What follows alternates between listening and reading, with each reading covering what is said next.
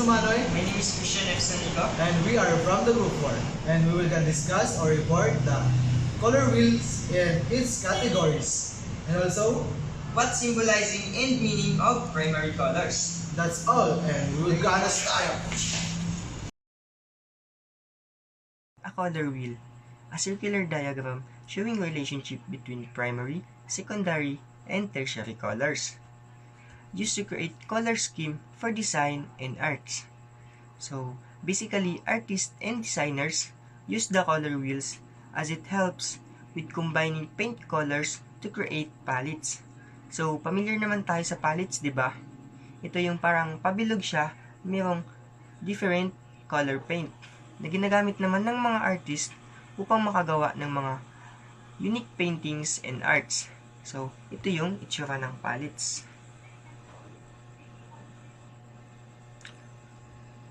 And mamaya, ipapakita ko sa inyo yung mga iba't ibang medium painting na gamit ang color wheels.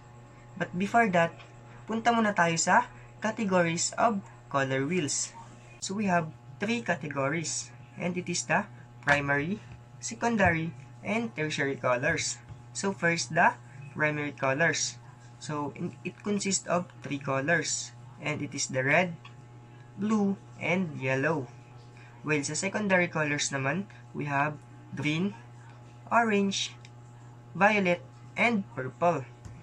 While sa tertiary colors naman, it is when we combine the primary and secondary colors. So, it can be yellow-green, yellow-orange, orange-red, or blue-green.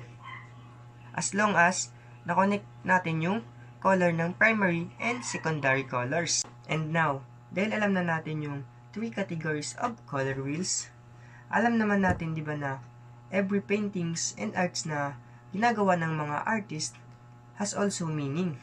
So, dun ito nagsisimula sa colors or paint na ginamit nila. And Mr. Neil Sumanoy will be the one who is in charge na magpapaalam sa atin what symbolize and meaning of primary colors.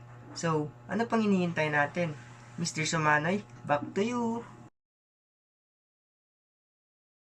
Hi ma'am, I am James M. Sumanoy, and today I will be discussing to you the symbolizing and meaning of primary colors. So first, we have 3 primary colors, that is red, blue, and yellow. Red, according to our report, it represents love, energy, and passion. So when we say red, ang pumapasok sa utak natin is love or romance.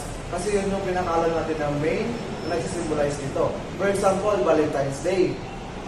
Pinaka-main na color doon is red. Then, also sa Christmas, pag days of giving, di ba? Pag gano'n na rin agad yung pumapasok sa isip natin na susunin natin or iba ang gagamit natin. So, red din is define din siya ng danger. Kasi sa mga signboard, usually, ang nakita natin is red. So, that's why red is nag-represent ng warm.